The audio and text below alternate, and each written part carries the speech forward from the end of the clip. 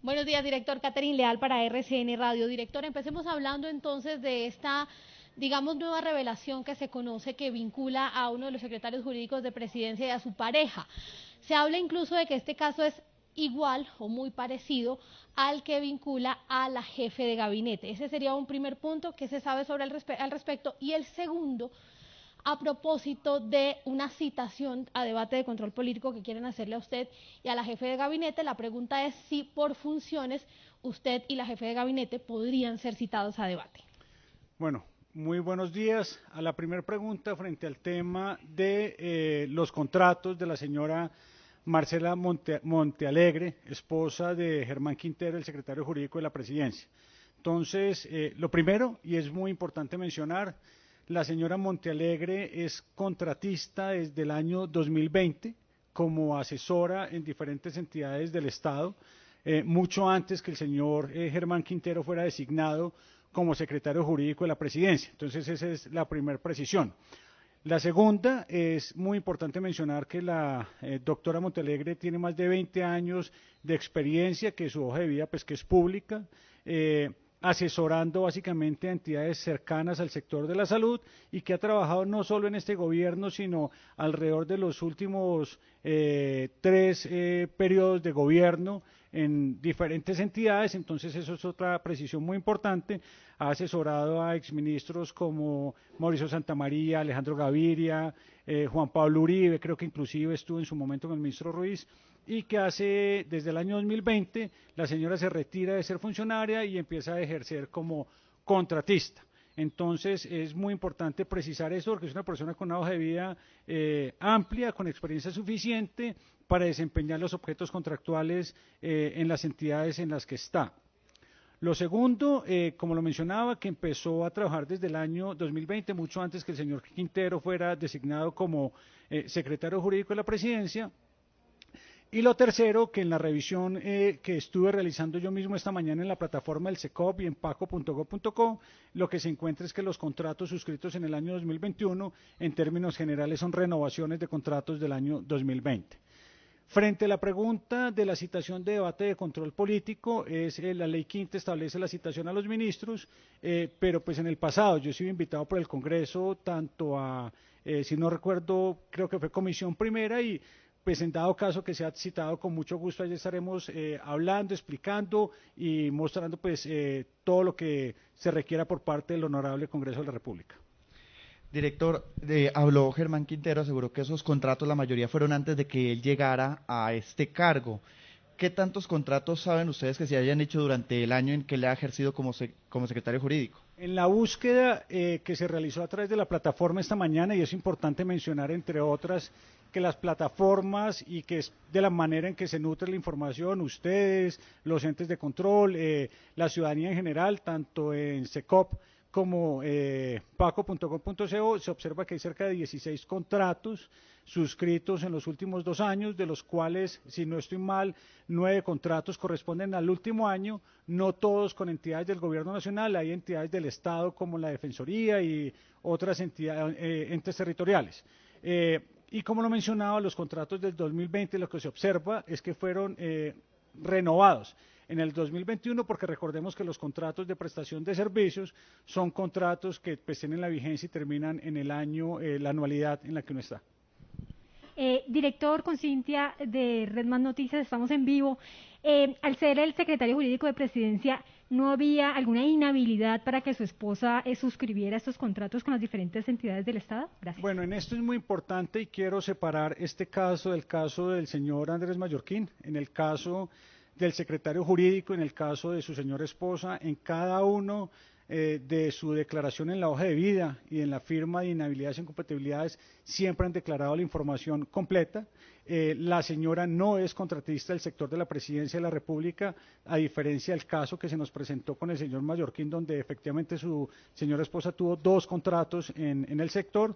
Entonces, lo primero es que ahí no existiría una inhabilidad e incompatibilidad, y lo segundo, que en el año 2021, en un tema asociado al sector de la salud, efectivamente el señor Germán Quintero se declaró inhabilitado y se aceptó esta inhabilidad y se nombró un secretario jurídico ad hoc. Eso es un decreto pues que es público y que está en la página de los decretos de la Presidencia de la República. Doctor Muñoz, Diego Giraldo de RTBC Noticias. Con esta explicación quiere decir que para el caso del secretario jurídico y su esposa no cabría ninguna inhabilidad, primero. Y segundo, ante estos dos casos tan seguidos, ¿va a hacer el Departamento Administrativo de la Presidencia de la República alguna revisión de otros contratos que pueda haber con funcionarios de la entidad? Lo primero es que en este momento, y hablo con la información que está disponible, no existe ninguna inhabilidad en los contratos y en esto quiero ser enfático, es la doctora Montealegre tiene una hoja de vida con suficiente experiencia, formación, probada en diferentes entidades del sector público, asesora no solo en ese gobierno, sino en gobiernos anteriores, y como ha sucedido también en otros gobiernos, familiares o esposos, cada uno desarrolla su vida profesional de manera independiente.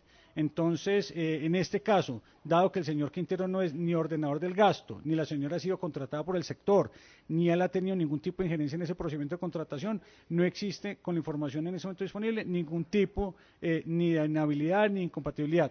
Diferente del caso que se nos presentó y como se les informó a ustedes en el mes de noviembre, en el caso del señor Mallorquín, sí se abrió un procedimiento disciplinario que esperemos que estemos fallando en los próximos días en primera instancia. Frente al tema de más investigaciones, efectivamente se está haciendo un barrido de todo los familiares. Recordemos que la información de los familiares es declarada por los funcionarios cuando diligencian la hoja de vida. Lo segundo que se está haciendo es efectivamente un barrido de esta información. Lo tercero es que no existe ninguna norma que prohíba que familiares de funcionarios o de magistrados o de congresistas laboren en el Estado. Lo que sí existe, claro, son las inhabilidades o incompatibilidades cuando se participa en el proceso de contratación o de selección o de participar en el mismo sector si se encuentra a nivel directivo, pero sí, estamos haciendo una revisión de si llegara a existir algún caso adicional, pero también recordemos, y esto quiero insistir mucho, es que toda esta información de los contratos, precisamente nosotros lo hemos venido fortaleciendo desde el Gobierno Nacional. Cuando llegamos había cerca de 80 entidades en la plataforma SECOP, hoy tenemos más de 200 y esto es precisamente lo que busca, es tener transparencia e información disponible para los ciudadanos y para todo el mundo para poder hacer esos cruces de información. El día lunes, el día de hoy, pues también quiero decirles que llevo varias horas trabajando con la Secretaría de Transparencia, con Colombia Compra Eficiente, con la Función Pública, analizando alternativas que nos permitan a nosotros generar alertas y controles adicionales que en los momentos de contratación por parte de las diferentes entidades, pues ellos puedan tener esta información disponible. El día lunes esperemos poder tener ya ese tema depurado y con cuáles son las acciones concretas al respecto y pues sobre eso estaremos hablando el día lunes o el día martes. Señor Muñoz, buenas tardes, Gerardo Aristizábal del noticiero CMI. Recojo las palabras que usted dice al final cuando dice que están haciendo trazabilidad. Pues porque si bien no hay conflicto de intereses cuando los funcionarios ponen sus familiares, lo que sí hay es una indelicadeza. Y usted dice que ahora hay recibieron con 80 entidades que están en el SECOP, hoy hay muchas más, pero evidentemente no está funcionando, porque eso sucedió pues con un asesor 14, que un asesor 14 es el que está al lado de la jefe de gabinete. Un asesor 14 es de un nivel muy alto, y algo falla, si eso le pasa a usted que es, discúlpeme la expresión, el jefe de personal de la Casa de Nariño, que no es cosa menor, si les pasa a ustedes con los asesores que los traicionan supuestamente en su buena fe, ¿qué puede esperar la gente? ¿Qué es el mensaje que da? Usted habla de transparencia, pero evidentemente lo que se demuestra, estoy hablando por el caso Mallorquín, no del señor Quintero, que evidentemente tiene unas diferencias sustanciales. Lo que ve es que lo que ustedes implementan no está funcionando en un país que está hastiado de que los anuncios no se traduzcan en la realidad. Pues lo primero es, tengo que estar en absoluto desacuerdo con lo que usted dice, porque cuando hablo de la información pública en SECOP y cuando ustedes entran y utilizan la información de cédula, los NID de las empresas o los diferentes protocolos para hacer la búsqueda, precisamente lo que se hace es darle información a la ciudadanía para que con toda esa articulación se prevenga, se denuncie, se encuentre información, porque eso es lo que hace la plataforma SECOP, es lo que hace la plataforma PACO. Lo segundo, cada caso es individual. En el caso del señor Mallorquín, precisamente por eso en este momento hay proceso de control interno disciplinario en la Presidencia de la República, y cuando salga el fallo, sobre ese fallo pues se podrán hacer todas las observaciones al respecto de si la persona violó, no violó, tenía conflicto de interés, no tenía conflicto de de interés, si hubo tráfico de influencias, si no hubo tráfico de influencias, y si lo hubo, pues son delitos y los delitos se sancionan, y los delitos son de manera individual. Y todas estas herramientas y todo lo que se hace es precisamente para evitar la corrupción, para combatir la corrupción. Y recordemos, y en esto quiero ser enfático, ser un contratista de prestación de servicios por ser un familiar de un funcionario público no es un delito ni está prohibido en la ley. Si se llega a hacer tráfico de influencias, eso es un delito. Si se llega a prestar el servicio sin ser la persona idónea, eso es un delito. Si los contratos llegan a ser adjudicados de manera irregular, eso es un delito. Y para eso que está, precisamente para eso están los procesos de sanción y cada caso se debe manejar de manera individual. Director, buenas tardes. Luisa Velázquez de RCN Televisión. Los esposos Mallorquín no aparecen y ante la dirección que ellos aportaron ante la Cámara de Comercio al momento de constituir esa empresa es una dirección que no existe. Allí no funciona esa empresa. ¿Saben ustedes algo del paradero del señor Mallorquín? 1, y 2, la Fiscalía ha dicho que de acuerdo a investigaciones que están adelantando, el monto de esa contratación sería muy superior, podría estar doblando los 1.200 millones de pesos en la contratación. ¿Ustedes saben algo de eso? Bueno, sobre los 3 puntos. El primero es que la última conversación o contacto que tuve con el señor Mallorquín fue en el momento en que se le acepta su carta de renuncia después de la conversación que se sostuvo con él y se le manifestó que era insostenible su continuidad. Recordemos que él está en un proceso disciplinario y se expide la resolución desde el mismo día 11. Esa fue la última conversación, contacto que se tuvo con él. Lo segundo, la Oficina de Control Interno Disciplinario es la que le corresponde mantener el proceso en este momento de investigación y es la que mantiene el contacto pues, de la investigación alrededor del tema. Frente al tema, la empresa Link, si mal no recuerdo es el nombre, hasta donde tengo entendido los contratos fueron suscritos por la esposa, no por la empresa. Desconozco el tema de dirección o de el objeto social de la misma. En eso pues sí ya le corresponderá a la Fiscalía, a los órganos de control, pues avanzar en esa investigación. El día de hoy, por medios de comunicación, leí efectivamente el tema que podrían ser montos superiores, sin embargo, y en eso la información sobre la que uno se basa es toda la información que está disponible en la plataforma de contratación pública, pues hasta el momento son los 1.000 y algo de millones de los que se ha hablado. No conozco esa información adicional de dónde puede estar saliendo, pero pues eso sí ya Contraloría, Procuraduría, Fiscalía y pues Control Interno Disciplinario siguen avanzando en sus investigaciones.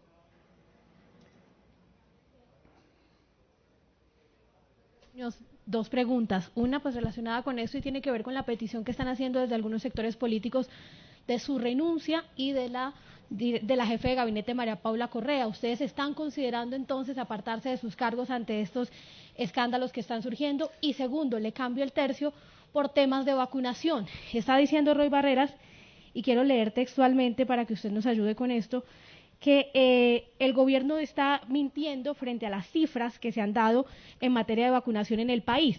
Ellos dicen que solo van 22.9 millones de vacunas, que esto quiere decir que por lo menos el 96.5% de los colombianos no tienen refuerzo y que el 46% de los colombianos sería los que están, el 74% estarían desprotegidos. ¿Qué decir también sobre estas cifras? Bueno, sobre el primer punto, y es nosotros como funcionarios siempre estamos a disposición del presidente de la República. Lo segundo es, en este caso, y en el caso del señor Andrés Mallorquín, lo que estamos es avanzando en las investigaciones y quien haya cometido cualquier situación anómala, irregular o ilegal, pues deberá responder de manera individual. Lo tercero, nosotros como funcionarios estamos dispuestos a mostrar todo nuestro proceder que ha sido absolutamente transparente en todos los casos ante la instancia que sea necesario, incluida la citación como mencionaban al inicio de esta rueda de prensa. Frente al tema de lo que dice el senador Roy, que es un derivado de lo que decía el senador Petro, y en esto quiero ser claro, uno no puede jugar a hacerle politiquería y a maltratar un plan exitoso como es el Plan Nacional de Vacunación. Si hay algo que nosotros hemos hecho es garantizar vacunas gratis para los colombianos, disponibilidad absoluta de los biológicos, equidad, porque desde que inició el plan arrancamos con distribución en todos los municipios y quiero darle las cifras para que seamos exactos. En Colombia se han aplicado 67 millones de dosis, que corresponde a más del 76.8% de primeras dosis aplicadas. Y lo segundo, para esquemas completos de vacunación se ha aplicado más del 58.5% de dosis y en este momento con tercera dosis se tienen más de 4 millones de personas. Entonces es nuestro plan que inclusive han avalado organismos internacionales, en los rankings internacionales que ustedes han visto, muestran como Colombia tiene un excelente plan nacional de vacunación, pues sabemos que hay políticos que están en campaña y que lo tratan es de destruir las cosas buenas que suceden en el país. Entonces, sobre eso, pues las cifras son claras, ustedes los han visto, la mayoría o prácticamente todos ustedes han accedido a la vacunación, han ido de forma gratuita, lo han hecho en sus diferentes municipios y departamentos, y en esto pues no podemos llamarnos a los engaños y a las mentiras típicas de los populistas en estas épocas electorales. Muchas gracias. Un tema, discúlpeme, de la vacunación y el testeo masivo que también se solicita y que es fundamental, y digamos en otros países es en cada esquina donde hay la posibilidad de las vacunas. Ante esta amenaza del Omicron, ¿qué han evaluado en el gobierno nacional? Bueno, el tema de vacunas, insisto, la vacunación está disponible y está masiva. En este momento nosotros tenemos cerca de 84 millones de dosis en el país. Hemos aplicado alrededor de 67, lo que significa que en este momento tenemos alrededor de 17 millones de dosis disponibles para aplicar lo que son segundas dosis y dosis de refuerzos, que están en este momento pues entre las bodegas del Ministerio de Salud y los entes territoriales y los lugares de vacunación. Frente al tema, y en esto quiero también ser enfático, es cuando los senadores se refieren y atacan el Plan Nacional de Vacunación, están atacando a los vacunadores, a los entes territoriales, a los hospitales, al sector de la salud que han puesto la vida para sacar esto adelante. Entonces, de verdad, no le hagamos juego al populismo. Frente al tema de lo que tiene que ver con las pruebas, nosotros cuando arrancó, recuerden que cuando arranca la pandemia, se hizo un proceso de certificación de laboratorios muy importante y logramos tener una red de laboratorios de más de 100 laboratorios que nos permitió llegar a lo que tenemos hoy, más de 100.000 pruebas al día. Cuando arranca la pandemia tenemos capacidad de hacer menos de 2.000, en este momento tenemos una red fuerte. El INVIMA, como es el protocolo, está en proceso de revisión de las diferentes solicitudes que existen de las pruebas rápidas, y en esto me quiero devolver más de un año. Acuérdense que cuando comenzó la pandemia también arrancó toda la especulación de si tienen de antígenos, de si tienen de PCR, que ya hay unas tecnologías nuevas, y en eso uno tiene que ser muy riguroso, porque esas pruebas que se utilizan tienen que ser pruebas que nos den niveles de confiabilidad superiores al 90-95%. Mal haríamos permitiendo la importación masiva de pruebas con niveles de confiabilidad del 50%, porque ahí no estamos generando sino falsos positivos o falsos negativos en términos de la enfermedad.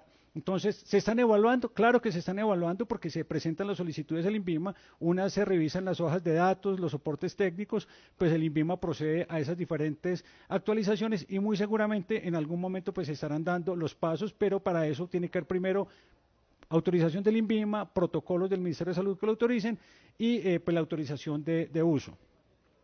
Y seguimos avanzando. Yo creo que los datos de vacunación, los datos de reactivación económica y la baja mortalidad, pese al alto nivel de contagios, pues muestran que precisamente estamos vacunados y eso nos ha servido a todos los colombianos.